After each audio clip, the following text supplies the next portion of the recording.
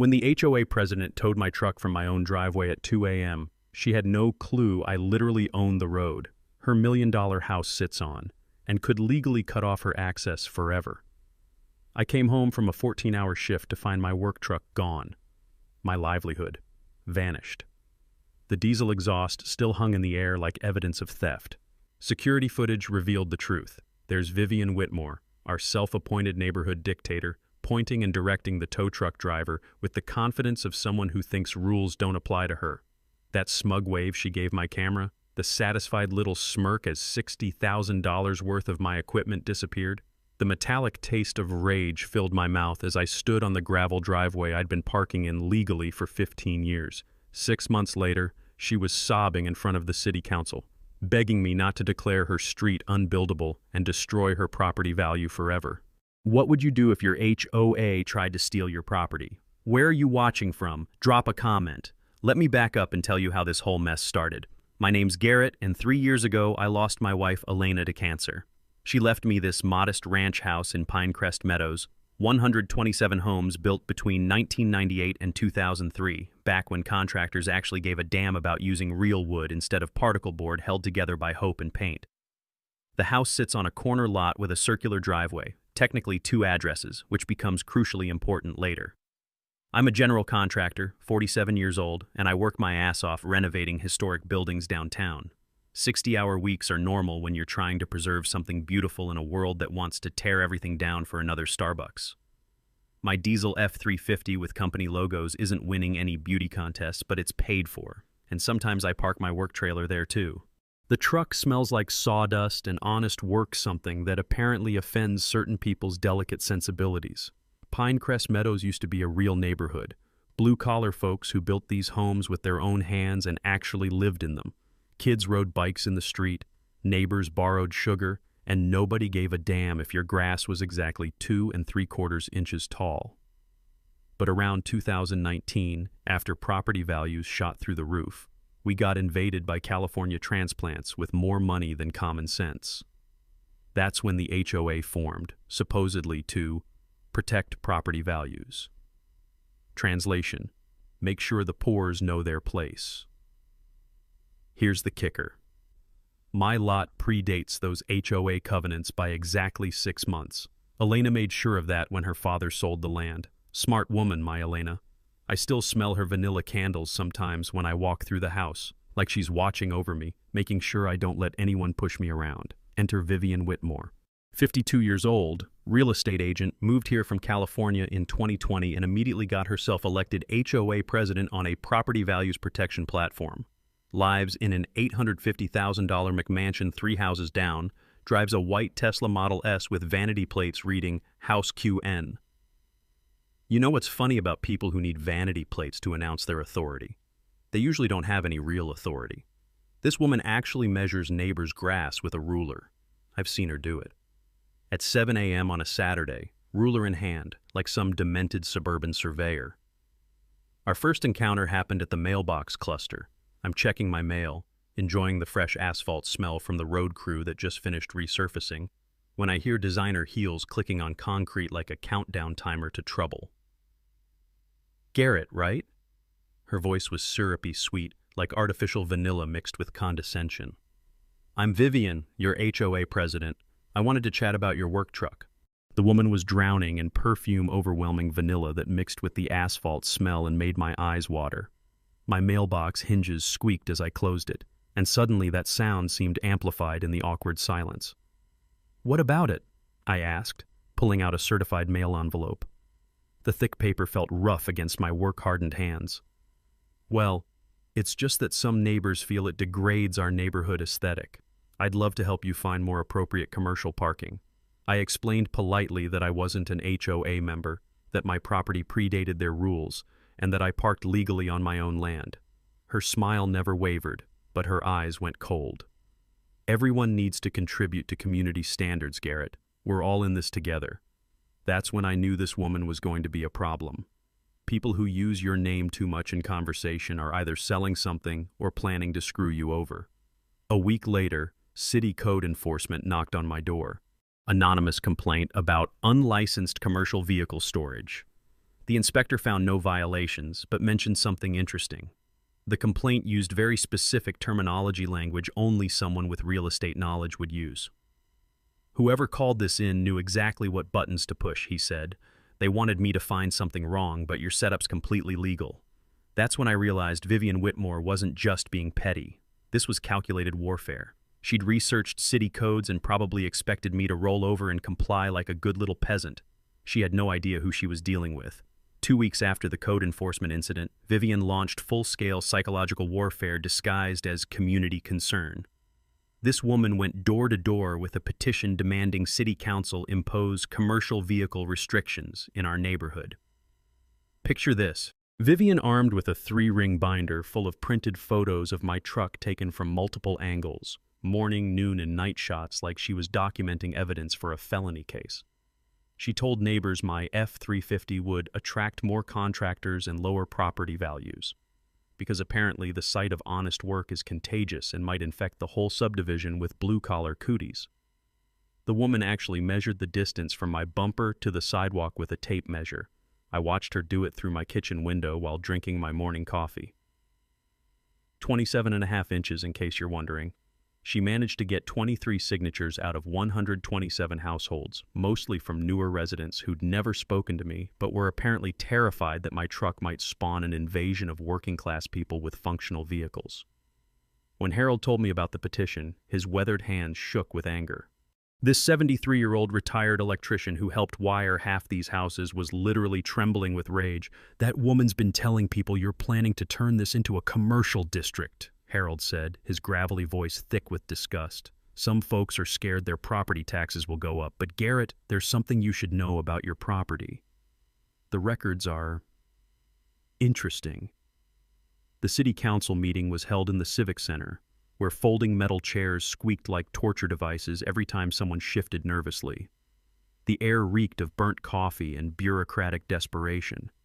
I walked in wearing my cleanest work shirt, carrying a manila folder that would obliterate Vivian's little crusade. Vivian presented first, those designer heels clicking across marble floors like a countdown to her own humiliation. She painted me as a neighborhood menace, a threat to property values and community standards. Her pen clicked nervously, click, click, click, like a metronome keeping time to her lies. When my turn came, I stood calmly and dropped Elena's death certificate and inheritance documents on the table. The room went silent except for the fluorescent lights buzzing overhead like angry wasps. "I've been parking in that driveway legally for 15 years, I said, looking each council member in the eye. "I'm a licensed contractor who's worked on half the homes in Pinecrest Meadows, including 3 houses owned by people who signed this petition. Then came my business license, liability insurance, and something beautiful 3 longtime neighbors standing to testify." Harold talked about how I'd rewired his garage for free after a storm. Mrs. Chen described how I'd installed grab bars for her elderly mother, no charge. Dave mentioned the foundation repair I'd done after his flooding, materials only. The council voted down Vivian's petition unanimously, 5-0, complete annihilation. But here's the mini twist that revealed exactly what kind of sociopath I was dealing with. After the meeting, Vivian cornered me in the parking lot with an Oscar-worthy performance of fake concern and manufactured vulnerability. "Garrett, I had no idea about your personal situation," she purred, voice dripping with artificial sympathy. "Losing Elena must have been devastating." I thanked her and headed toward my truck, but she wasn't finished. "You know, I have extensive connections in real estate. If you ever decide this neighborhood isn't the right fit for your current lifestyle, I could help you find something more suitable to your needs." Let that sink in. This woman had just been publicly humiliated, embarrassed in front of the entire city council, and her immediate response was suggesting I sell my home and move somewhere more suitable. Translation: where poor people belong. The diesel exhaust from my truck mixed with her overwhelming vanilla perfume as I climbed into the cab, creating a scent combination that somehow perfectly captured this whole insane situation. "Thanks, but I'm exactly where I belong," I said, and drove away. But Harold's words kept echoing in my head as I pulled into my driveway. "The property records are interesting. Your wife's daddy was a smart man, made sure to keep certain rights when he sold to the developer. Vivian's Tesla sat in her driveway 3 houses down, and I could see her silhouette through the windshield, probably on the phone with her lawyer or plotting her next attack. You know what's hilarious about people who mistake kindness for weakness? They always assume working folks are too stupid or too tired to fight back. They count on us being grateful for whatever scraps they allow us to keep. As I sat in my truck, keys still in the ignition, I made a decision. It was time to find out exactly what rights Elena's father had been smart enough to keep. Vivian Whitmore was about to discover that some of us don't just fight back, we fight smart. Vivian's public humiliation at city council triggered something primal in her real estate agent, brain-pure, calculated revenge disguised as community protection. What came next was systematic psychological warfare that would make a CIA operative proud. It started with the 6 a.m. noise complaints. Every single morning when I left for work like I'd done for 15 years, she'd call the city about excessive noise violations. My diesel engine warming up was apparently disrupting her beauty sleep from 3 houses away. "Look, Mr. Hayes," Officer Martinez said, the 4th time that week, "your truck's well within legal noise limits, but I have to respond to every complaint." The morning air carried the scent of fresh-cut grass and Vivian's desperation. I could see her white Tesla positioned strategically in her driveway, giving her a perfect surveillance view of our conversation. But noise complaints were just foreplay. Vivian filed a Better Business Bureau complaint claiming unprofessional conduct and neighborhood disruption by my construction company. She somehow produced 3 anonymous customers, alleging I was difficult to work with and created disturbances. The BBB investigation took 2 weeks and found 0 merit. Funny how those anonymous complainers vanished when investigators tried to contact them for follow-up interviews. Then came the Facebook stalking campaign. Vivian posted daily photos of my property in the HOA group, my truck's parking angle, my work schedule, even the time I took my trash out. She recruited new allies, the Morgans, a couple who wanted their neighborhood to have that executive country club feel. "Some of us moved here for prestige," Mrs. Morgan commented. "Not to live next to a construction depot." That's when I installed 6 HD security cameras with night vision and motion sensors. They made a distinct electronic hum when activated, a sound that seemed to make Vivian particularly jumpy during her daily photo shoots. You know what's beautiful about paranoid people? They document their own crazy behavior better than any prosecutor could. But here's where Vivian revealed her true predatory nature, the mini twist that showed this wasn't random harassment, it was business strategy. My realtor friend Jake discovered Vivian had been telling potential buyers I was a problem neighbor who might impact their property enjoyment. She was actively sabotaging my property value while using my harassment as a selling point for other listings. Jake showed me 3 recent sale descriptions mentioning neighborhood improvements in progress and resolution of commercial vehicle concerns. "She's playing both sides," Jake said over coffee, his voice thick with professional disgust. "Creating the problem, then selling the solution to buyers who don't know the truth." The bitter espresso smell mixed with my black coffee somehow captured the exact taste of what we were dealing with. A businesswoman who saw my home as an obstacle to her profit margins. Then came the 2 a.m. towing incident that changed everything. I woke to the sound of chains and hydraulics. My F-350 was being hooked to a tow truck in my own driveway. I threw on clothes and ran outside, but the driver had already secured my livelihood. "Anonymous complaint about illegal street parking," he said, avoiding eye contact. "Trucks over city weight limit for overnight street parking. It's in my driveway. Front bumper's technically over the sidewalk easement. Makes it street parking under Ordinance 47B. There she was, Vivian, standing in her front yard in a silk bathrobe, arms crossed, watching $60,000 worth of my equipment disappear. When our eyes met, she smiled and gave me that same smug little wave from our first encounter. The metallic clank of tow chains echoed through the sleeping neighborhood as my ability to work vanished around the corner. The taste of pure rage filled my mouth, metallic and sharp like blood from a bitten tongue. Towing fees, $485. Storage, $95 per day. The cost of retrieving my livelihood. A week's wages I'd never earn back. But security footage revealed the smoking gun. Earlier that night, Vivian had crept around my driveway with a tape measure, calculating the exact distance from bumper to sidewalk. She'd researched the ordinance, measured the violation, and executed her plan with surgical precision.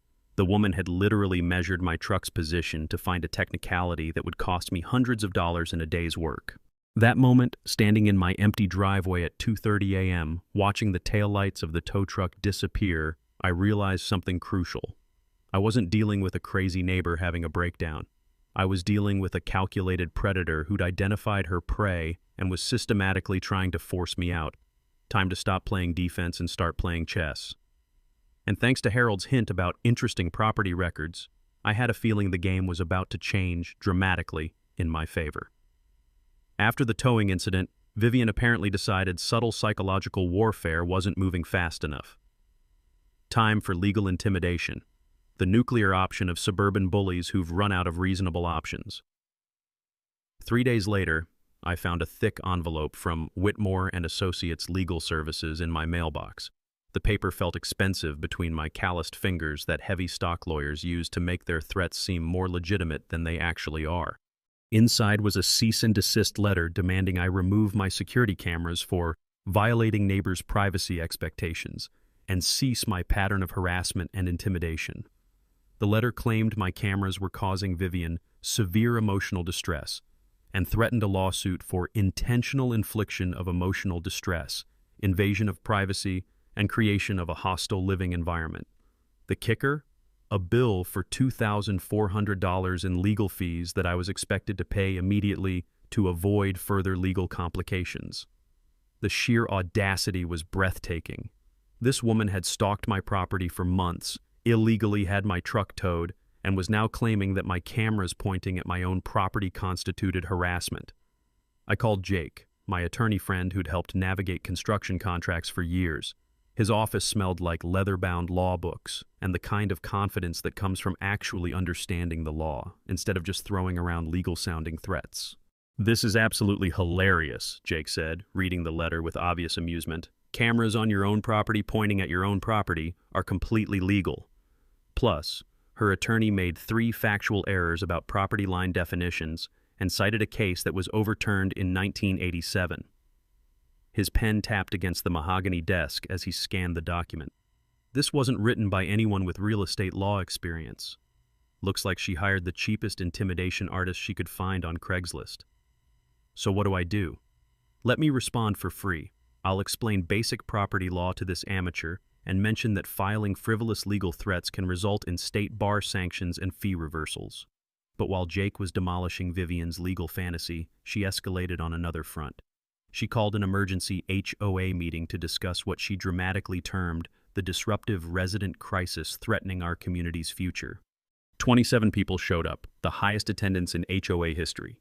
Vivian presented an actual PowerPoint called Protecting Our Investment, the Haze Problem. She had pie charts showing declining property values in areas with commercial vehicle presence, and bar graphs comparing our neighborhood to similar executive communities. The woman had turned harassment into a multimedia presentation. The community center reeked of burnt coffee and nervous energy as neighbors who'd known each other for decades found themselves choosing sides. Folding chairs creaked under the weight of manufactured controversy, while Vivian painted me as a neighborhood terrorist.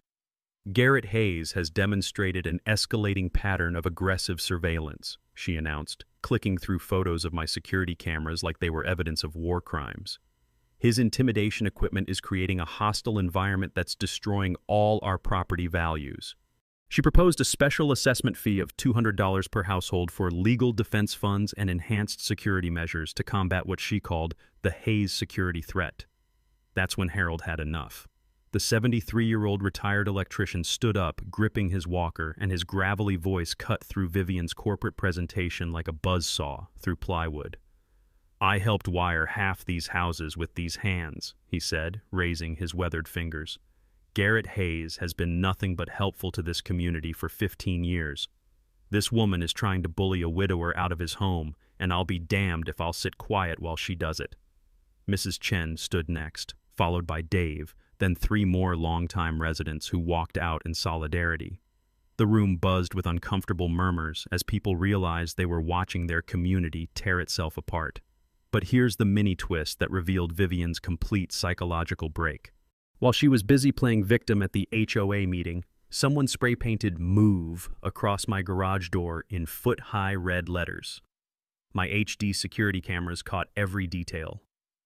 At 11:47 p.m., a figure in dark clothing and unmistakably distinctive designer heels approached my garage with spray paint. The face was hidden, but that click-click-click gait was as recognizable as a fingerprint. The next morning, acrid paint fumes hung in the dawn air like evidence of Vivian's mental breakdown. The rough texture of dried paint over smooth metal felt like a declaration of war under my fingertips. Deputy Williams took the report but shook his head. "Height and build match your neighbor, and those are definitely women's heels, but we can't see the face clearly enough for charges." Still, he paid Vivian a courtesy visit about property damage and stalking laws. I watched through my window as she answered her door in full makeup at 9 a.m., performing shocked innocence for an audience of one very unimpressed deputy. That night, sitting in my idling truck, staring at "Move" spray-painted across my garage, Harold's words echoed louder than my diesel engine. "Your wife's daddy was smart, kept certain rights when he sold to the developer. Time to discover exactly what rights Elena's father had preserved. Because Vivian wanted hardball? I was about to show her what real power looked like." The next morning, I called Pinnacle Title Company and requested a comprehensive property report, the kind that goes back to the original land grants and traces every single transaction, easement, and covenant attached to my lot. Cost me $340, but sometimes you need to spend money to understand exactly what you own. 3 days later, I sat in Linda Morrison's cramped office at Pinnacle Title, surrounded by stacks of documents that smelled like old paper and bureaucratic secrets. Linda's been doing title work for 37 years, and her expression told me she'd found something unusual. "Your property has some very interesting features, Mr. Hayes," she said, spreading out a 1997 surveyor's map across her desk. The paper crackled under her fingers as she pointed to a series of small notations I'd never noticed before. "When your wife's father sold this land to Meadowbrook Development Corporation, he retained ownership of something quite valuable, Pinecrest Drive itself, the actual road." I stared at the map, trying to process what she was telling me. "The road? The street your neighbors live on, including Ms. Whitmore's property, sits on land that belongs to you. Your lot includes a 60-foot-wide strip that encompasses the entire roadway from Maple Street to the cul-de-sac." The implications hit me like a sledgehammer to the chest. Vivian's million-dollar house, along with 47 others, accessed their properties via a road that I legally owned. Linda continued, her voice taking on the tone of someone delivering news that would change everything. "Meadowbrook Development went bankrupt in 2001. The road ownership was supposed to transfer to the city at that point, but the paperwork was never completed. You've been the legal owner of Pinecrest Drive for over 20 years. She pulled out another document, a handwritten note tucked inside Elena's jewelry box that I'd found the night before, following a hunch. Elena's father had left it there, along with the original property deed. "If anyone tries to bully you off this land," the note read in Elena's familiar handwriting, "check the 1997 survey markers. Daddy made sure we'd always have the upper hand." My hands shook as I held the note. Elena had known. She'd researched this during her father's estate settlement and left me the evidence, hidden but discoverable when I needed it most. Even in death, she was still protecting me. Jake arrived 20 minutes later, took one look at the documents, and let out a low whistle that echoed off the office walls. "This changes everything," he said, scanning the legal descriptions. "As the road owner, you have significant rights. You can legally restrict access, charge usage fees, install gates, or petition the city to reclassify the street." What does reclassification mean? You can request the city declare Pinecrest Drive a private road with public easement. That would give you veto power over any construction, renovation, or development that requires street access. Want to build an addition? You'd need Garrett's permission. Want to sell your house?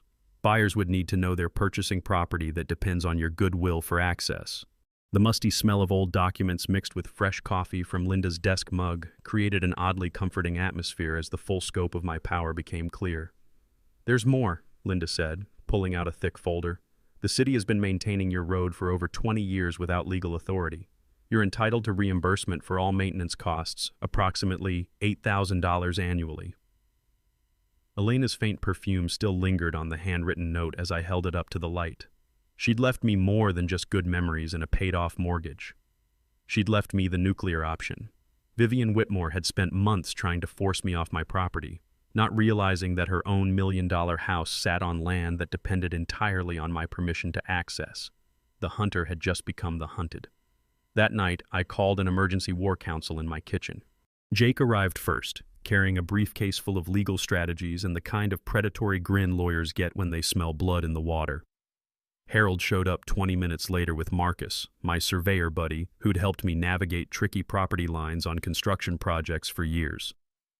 "Gentlemen," I said, spreading the title documents across my kitchen table like battle plans, "we're about to teach a real estate agent what happens when you mess with someone who actually owns more than they realize." Jake cracked his knuckles and dove straight into the legal strategy. First, we file what's called a quiet title action. I learned about this during a messy divorce case where both spouses claimed the same vacation cabin. It officially establishes your road ownership in court and creates public record that eliminates any future disputes. The smell of fresh coffee mixed with the sweet taste of finally having a real plan as Jake outlined our next moves. Always get comprehensive title insurance, I thought, remembering advice Elena's father had given us years ago. You never know what surprises are buried in old property records. Second, we petition the city for street reclassification from public road to private road with public easement. This is where it gets interesting. You'll have control over access, maintenance, and any future development that requires street usage. Marcus pulled out his surveying equipment, the metal instruments clinking against my kitchen table like wind chimes made of justice. "I'll conduct an official survey and plant permanent boundary markers." Had a case 5 years ago where a homeowner discovered he owned his neighbor's driveway, similar situation to yours, but the neighbor was actually grateful instead of psychotic. "How long will this take?" I asked. 2 weeks for the survey, another month for legal filings, Jake said. But here's the beautiful part. We don't tell Vivian anything until the city officially notifies all affected property owners about the reclassification petition. Harold leaned back in his creaky chair and smiled with the satisfaction of a man who'd seen enough neighborhood drama to appreciate perfect revenge. "She's going to lose her mind when she realizes her house sits on property that depends entirely on your goodwill." Jake opened his briefcase and pulled out a thick folder documenting our harassment case. Security footage, police reports, spray paint incident, false complaints, towing receipts, it's all here. Once your road ownership is established, we file comprehensive harassment charges including property damage, business interference, and intentional infliction of emotional distress. I remembered something Elena had mentioned years ago about private road ownership, giving people significant control over access and maintenance. Her father had dealt with a similar situation when he owned rental properties. Turned out, understanding the difference between easement rights and actual ownership could be the difference between being powerless and holding all the cards. We spent 2 hours calculating the financial implications. The city owed me approximately $160,000 in road maintenance costs dating back 20 years. Legal fees would be offset by Vivian's settlement and potential city reimbursement. My property value would actually increase once road ownership was confirmed. "There's something else," Harold said, his weathered hands folding over the documents. "I've been talking to other neighbors Vivian has targeted. Mrs. Patterson on Elm Street got similar pressure tactics to sell, same with the young couple renting the house on Oak. Systematic campaign," Marcus added, packing his surveying tools with practiced efficiency. "She's targeting anyone who doesn't fit her vision of executive neighborhood appeal." The taste of revenge mixed with bitter coffee created a flavor I'd never experienced before. Hope seasoned with justice, served at the perfect temperature. Jake outlined our psychological strategy with the precision of a military tactician. We let the city process everything through normal channels. When they send registered mail to all affected property owners about the reclassification hearing, Vivian discovers she's been attacking someone who literally controls her property's access. How long before she figures it out? City notification goes out in exactly 30 days. That's when she learns her $1 million house exists only because you allow it to. I thought about something Elena's father had always stressed: property easements had to be explicitly granted or established through documented long-term usage, and those rights could be revoked under specific circumstances, including harassment or violation of usage terms. "Never assume you have permanent rights to use someone else's property," he'd warned. Always verify easement terms and respect boundaries. As my war council packed up, the kitchen felt transformed. The same room where I'd eaten countless lonely dinners since Elena's death now buzzed with the energy of righteous men who'd found a cause worth fighting for. "Elena would be proud," Harold said, patting my shoulder with his calloused hand. "She always said her daddy was the smartest man she knew." Turns out she was absolutely right. The sound of chairs scraping against linoleum mixed with the distant purr of Vivian's Tesla pulling into her driveway 3 houses down. She had no idea her world was about to change forever. Time to show a bully what real power looked like. While my legal team quietly prepared the paperwork that would change everything, Vivian apparently sensed something was shifting in her favor, or so she thought. The woman who'd been methodically harassing me for months suddenly kicked into overdrive like a predator that smells wounded prey. It started when she somehow discovered through the city clerk that I'd filed what she called a mysterious property claim.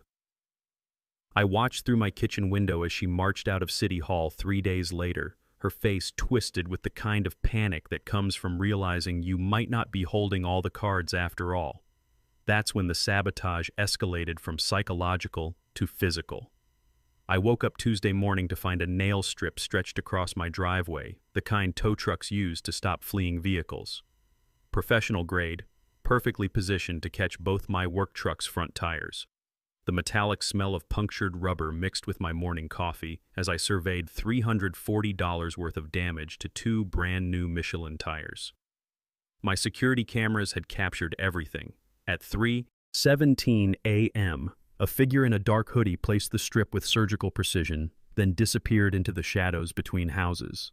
The build and gait looked familiar, but the face was completely obscured. "Smart," Deputy Williams said, reviewing the footage on my laptop screen. "Whoever did this knew exactly where your cameras were positioned and how to avoid facial identification." But here's what Vivian didn't know. I'd installed additional motion sensor cameras with night vision after the spray paint incident. Cameras she hadn't spotted during her careful surveillance of my property. The backup footage showed her returning 20 minutes later to retrieve the nail strip, thinking she'd covered her tracks. Her face was clearly visible for exactly 3 seconds as she looked up to check for witnesses. 3 seconds that would eventually cost her everything. That afternoon, she made her most desperate move yet, a bribery attempt disguised as neighborly concern. I was replacing my damaged tires when Vivian approached carrying a manila folder and wearing the kind of fake smile that probably sold a lot of overpriced houses to unsuspecting buyers. "Garrett, I've been thinking about our situation," she said, her voice dripping with artificial sweetness that mixed with the rubber smell from my tire repair. "I realize we got off on the wrong foot." She opened the folder to reveal a real estate contract with my address pre-filled and a purchase price that made my eyes widen.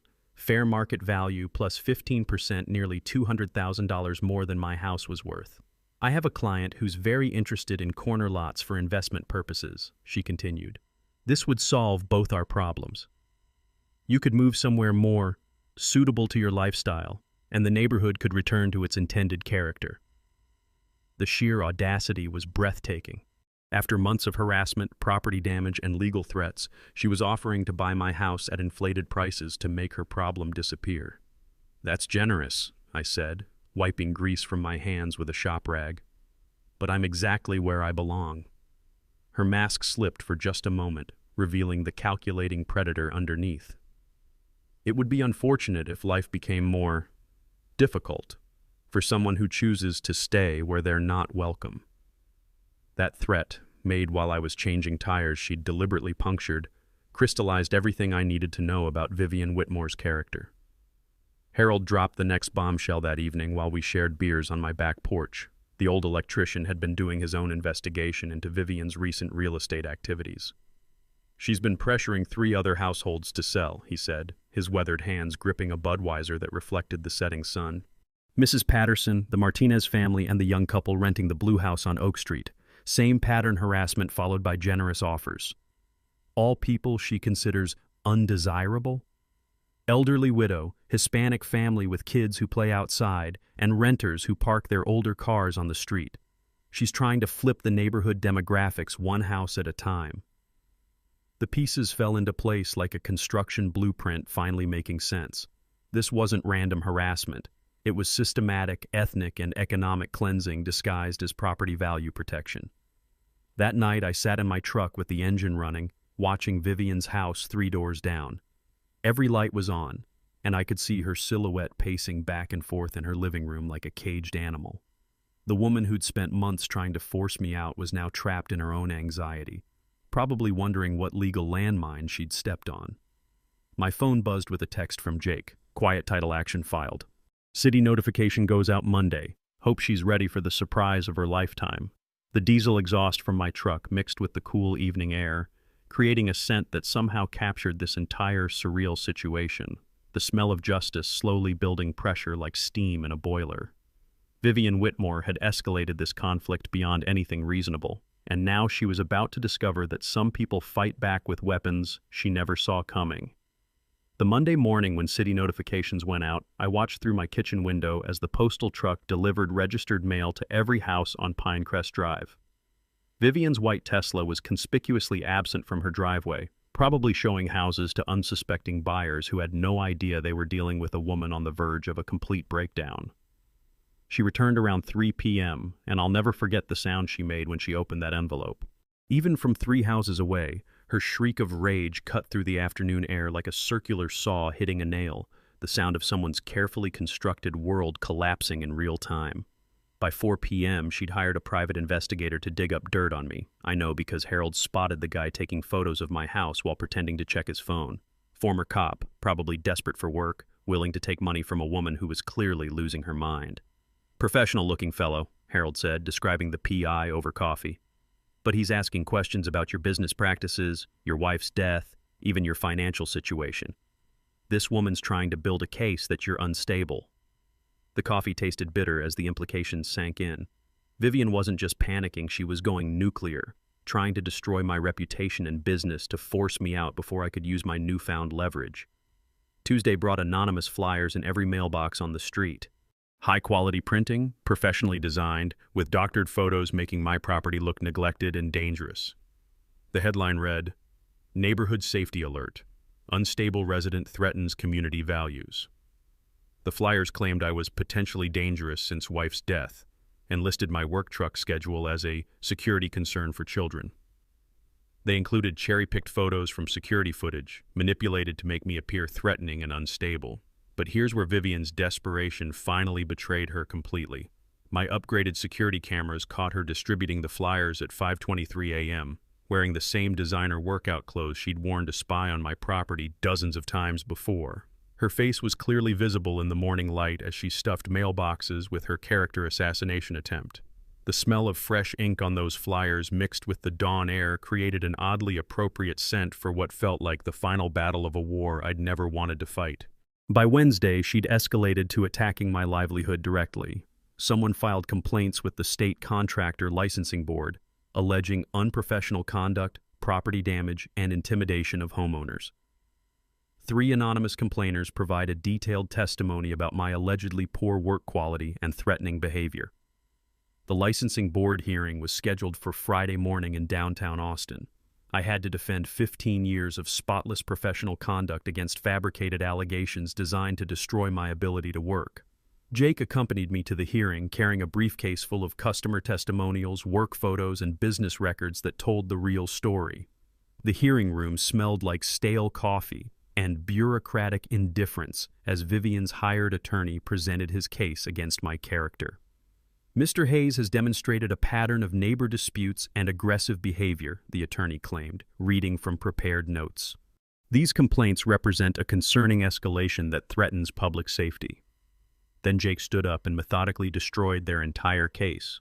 Customer after customer had provided written testimonials about my professionalism. Work photos showed craftsmanship that spoke for itself. Most importantly, when the board tried to contact those anonymous complainers for follow-up questions, all 3 phone numbers were disconnected. These allegations appear to be entirely fabricated, the board chairman concluded after 30 minutes of testimony. Mr. Hayes, your license remains in good standing. We apologize for this waste of your time. But the real bombshell came Thursday evening when Jake called with news that changed everything. I've been digging into Vivian's real estate activities, he said, his voice tight with professional disgust. Her development company owns option contracts on 5 properties in your neighborhood, all homes belonging to people she's been harassing. The pieces clicked together like a perfectly engineered machine. Mrs. Patterson's house, the Martinez family's property, the rental on Oak Street. Vivian had been systematically targeting undesirable residents to force sales, then flipping their properties for massive profits. Her entire harassment campaign was business strategy, Jake continued. She's been creating problems to drive down prices, then swooping in with development offers. Your road ownership discovery threatens to kill her entire scheme. That night, I sat on my back porch watching Vivian's house blaze with lights until nearly midnight. Every window glowed like a beacon of panic as she probably frantically called lawyers, trying to find some way to challenge my property rights before the public hearing. The evening air carried the scent of honeysuckle mixed with the distant smell of diesel exhaust from the highway, a combination that somehow perfectly captured this moment when justice was finally building toward its inevitable conclusion. Vivian Whitmore had spent months trying to force me out through harassment, sabotage, and character assassination. Now she was about to discover that her $1-million house sat on property that existed only because I allowed it to. The hunter was about to become the hunted in the most public way possible. The City Council public hearing was scheduled for 7 p.m. on a Thursday, and by 6:30 the Civic Center was packed beyond capacity. Word had spread through social media about the unusual property rights case, and it seemed like half the county had shown up to watch the fireworks. Local TV news crews from 3 stations set up cameras in the back, their bright lights creating an almost theatrical atmosphere. The smell of burnt coffee mixed with nervous energy as people filled every folding chair and lined the walls. I'd never seen so many people interested in municipal property law. Vivian arrived fashionably late in a black power suit, flanked by an expensive attorney who looked like he'd rather be anywhere else. She carried a leather briefcase and wore the kind of confident expression that suggested she still believed money and legal intimidation could solve her problems. I walked in wearing my best work shirt and carrying the original 1997 surveyor's map that would end her world. The murmur of anticipation died as Mayor Rodriguez called the hearing to order. The sound of his gavel echoed through the packed chamber like a starting gun for the main event everyone had come to see. Tonight we're hearing a petition for street reclassification of Pinecrest Drive, the mayor announced. The petitioner claims private ownership of the roadway currently maintained by the city. Vivian's attorney went first, and I'll give him credit. He tried his best with an impossible case. He argued that my road ownership claim was legally frivolous and that the city's 20-plus years of maintenance had established permanent public ownership through adverse possession. My client and 47 other homeowners invested in properties with guaranteed public road access, he declared, his voice carrying the authority of someone who probably charged $500 an hour to lose cases. This frivolous claim threatens the property values and legal rights of an entire community. He presented a petition signed by 63 neighbors opposing the reclassification. Impressive, until you realized most of them had no idea what they were actually signing.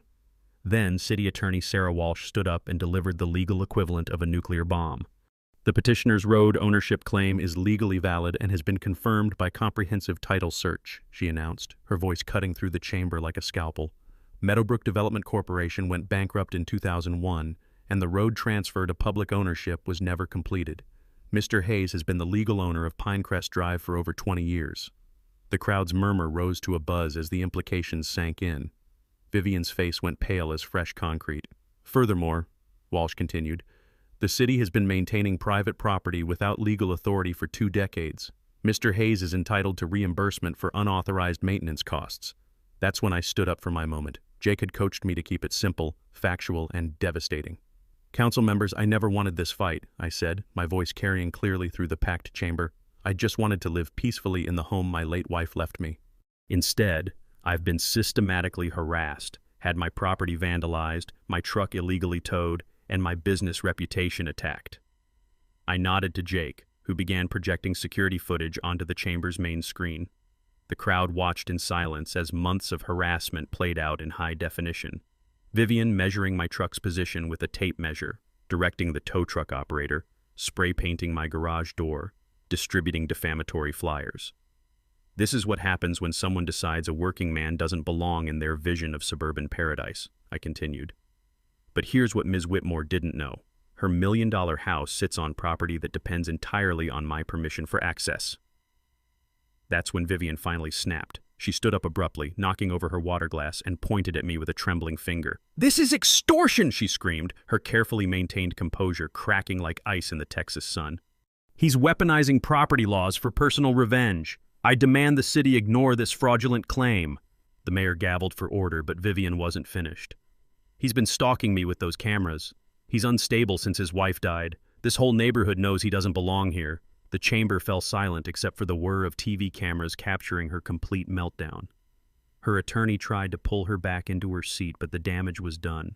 She'd just admitted on camera, in front of 50 witnesses and 3 news crews, exactly what this had always been about. "Ma'am, please take your seat," Mayor Rodriguez said firmly. "Outbursts are not permitted during public hearings."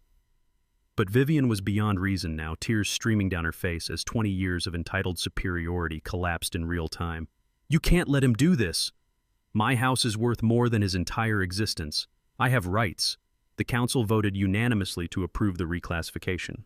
5-0, just like her petition against me months earlier. As the gavel fell, Vivian collapsed into her chair, sobbing audibly while her attorney frantically whispered damage control strategies that would never work. Outside in the parking lot, Deputy Martinez was waiting with harassment lawsuit papers that Jake had prepared for this exact moment. The evening news would lead with footage of Vivian's meltdown for 3 straight nights. Justice had never tasted so sweet. 3 weeks after Vivian's public meltdown became local internet legend, her attorney called Jake with settlement terms that were music to my ears. $15,000 in damages, full reimbursement for all legal fees, a formal written apology, and an agreement to cease all contact with me forever. More importantly, she had to disclose the private road ownership to any future property buyers, a requirement that essentially killed her house's resale value and her development company's expansion plans. The settlement check arrived on a Tuesday, along with a 2-paragraph apology that read like it was written by a lawyer who'd given up all hope. Vivian's Tesla disappeared from the neighborhood that same week, followed by a for sale sign that would stay in her yard for 8 months before she finally accepted an offer 20% below asking price. But the real victory came in how our community healed itself. I organized the first annual Pinecrest Drive block party right there on the road I legally owned, complete with Harold manning a barbecue grill that filled the air with the smoky scent of victory. Mrs. Chen brought homemade dumplings, the Martinez kids set up a lemonade stand, and even the young couple from the rental house joined in with acoustic guitars and voices that turned our street into something that felt like home again. "Elena would have loved this," Harold said, flipping burgers while wearing an apron that read Master of the Grill. The old electrician had become our unofficial neighborhood historian, sharing stories about the early days when people actually talked to each other instead of measuring grass heights with rulers. The road ownership situation resolved itself more elegantly than anyone expected.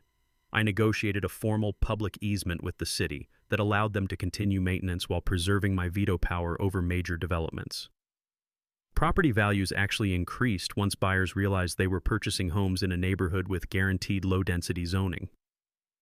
The $18,000 reimbursement from the city, combined with Vivian's settlement, gave me the seed money for something Elena would have been proud of: the Elena Memorial Scholarship Fund for trade school students from working-class families.